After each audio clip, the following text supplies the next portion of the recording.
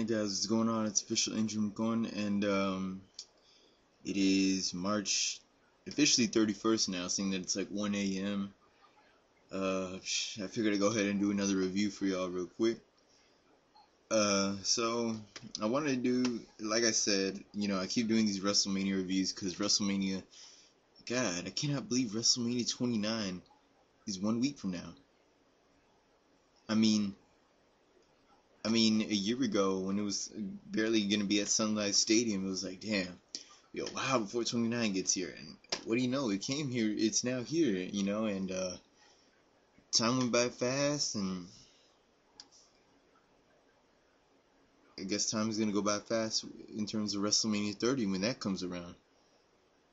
But as for now, let's talk about the WrestleMania that I'm reviewing, WrestleMania 15. I have it off of the anthology. There it is, yeah. And so, and this goes back to what I was talking about back when video stores like Hollywood Video and Blockbuster were still open, is that they had some really good wrestling pay-per-views that were on DVD and VHS, and I remember I could barely rent movies from Blockbuster because I didn't have a membership for there. It was my uncle that did, and there's this one time we went over there. This was in the summer of '04. I think I was like 8 years old. We went over there to go see what there was. He said y'all could pick out anything, and y'all keep that, and that's a 1 week rental.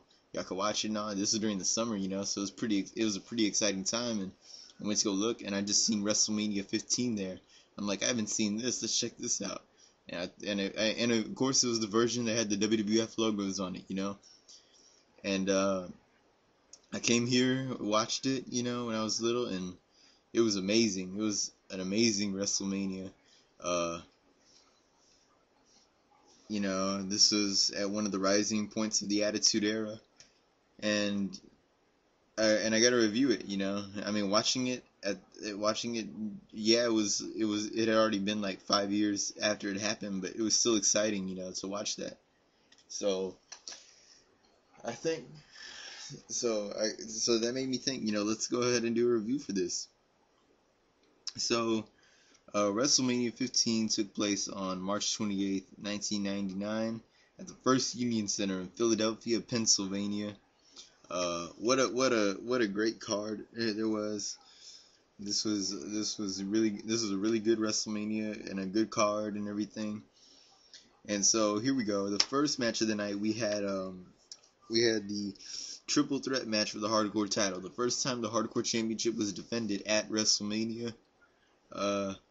You had the defending champion, Badass Billy Gunn, coming in there against Hardcore Holly and Al Snow. So, it was actually a good way to start off WrestleMania, and as the years went by, the hardcore matches at WrestleMania, or the hardcore title matches at WrestleMania, got like even better, Like the next year you had the hardcore battle royal. The year after you had the triple threat for the hardcore match between Kane, Raven, and Big Show. And then the year after, the last WrestleMania that it would be defended at, you had that 24/7 rule going on, and everybody around the Sky Dome was winning the title,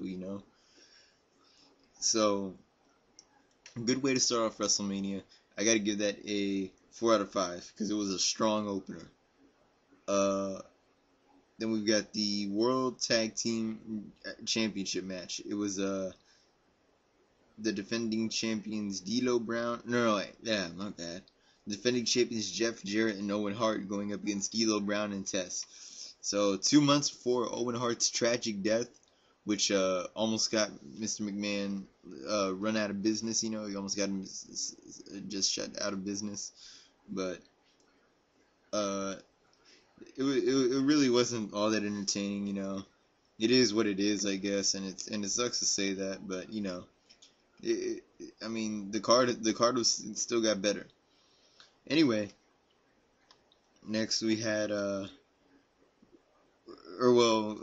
rating for that. Which, oh, by the way, Hardcore Holly won the Hardcore Championship. In this one, Jeff Jarrett and Owen Hart kept the titles. But For that one, I had to give it a 2 out of 5. It just wasn't all that. The Brawl for All contest. Okay, so I don't really know too much about the Brawl for All thing. I really don't, but you know, it was kind of a different thing to see. It was okay. I give that a 2.5 out of 5. Then we had the Big Show versus Mankind. This was supposed to determine who would be the special guest referee for the main event later that night. But Big Show ended up in jail. Mankind ended up in a hospital. And so there was like no winner. It ended in a no contest. And so you see, it was pretty good, you know, to lead up to the main event of that night. Cause I mean, it's pretty good to, you know, have matches that lead up to another match on that same night, especially if that night that all this is happening on is WrestleMania. So I'm gonna say a 3 out of 5. Why not?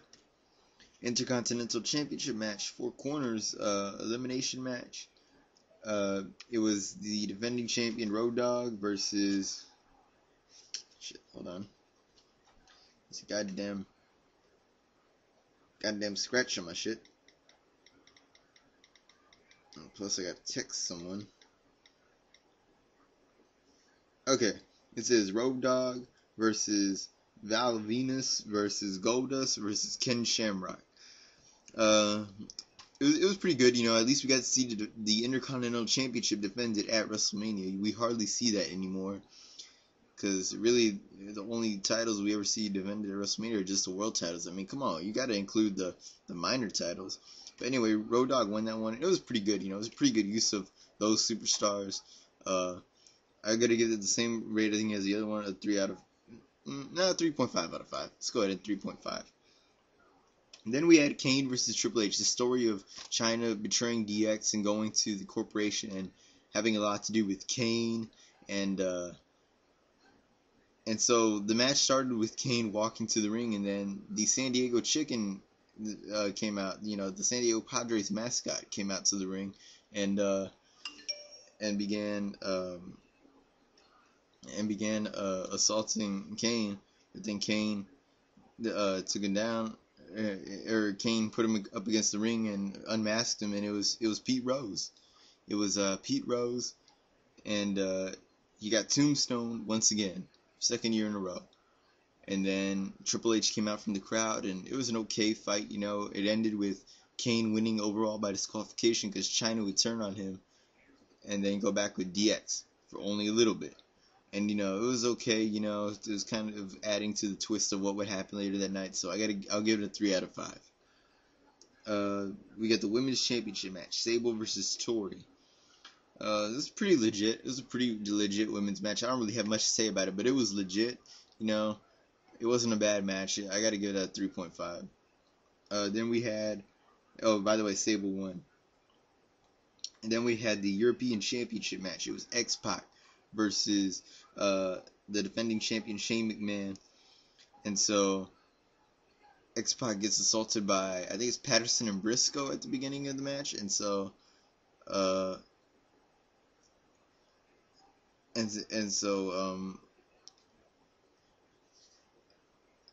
shit, hold on.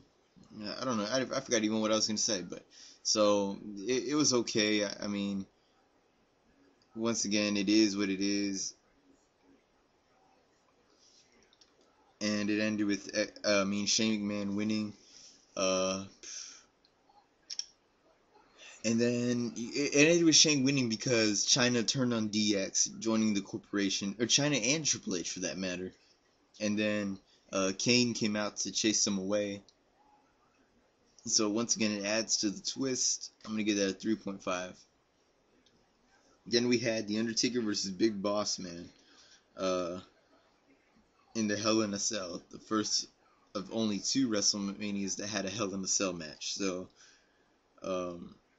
these two fought it out in there, and it was a good match, you know, even though Boss Man wasn't anything like Triple H, like how Triple H was able to put on a performance in the end of an era.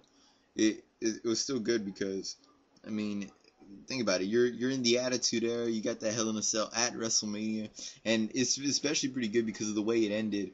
After Taker pinned him and everything, he hung Boss Man from a noose off the cell and he was hanging in midair. And then it was good that the lights went out in the arena, because you got the camera flashes from the fans, and you could see him hanging. It looks all scary because it's dark, and you see just camera flashes on him real quick to show Boss Man hanging. It was pretty scary. It was pretty good. I like what they did there. That's a 4 out of 5. And then for the main event of the evening, we had the WWF Championship. On the line, you had the current champion, The Rock, taking on Stone Cold Steve Austin. So Vince McMahon originally came out saying that he was going to be the referee for this match, but instead the Commissioner Michaels, came out and told him, nope, we're gonna get a normal referee out here. And so the match started, and it went to the stage area. One of them got hit into the WrestleMania sign, which made it sway and stuff. And then Rock spits in Austin's face with some water, and then Austin is breaking the furniture and makes Rock go through the announce table, the Spanish announce table, and he spits in Rock's face. A lot of back and forth action. And then you had McMahon come back out, but then Mick Foley came out and is dressed as the referee and everything. And then eventually Stone Cold win after, I think The Rock was going to give him a rock bottom, but instead he reversed out of it and gave him the stunner.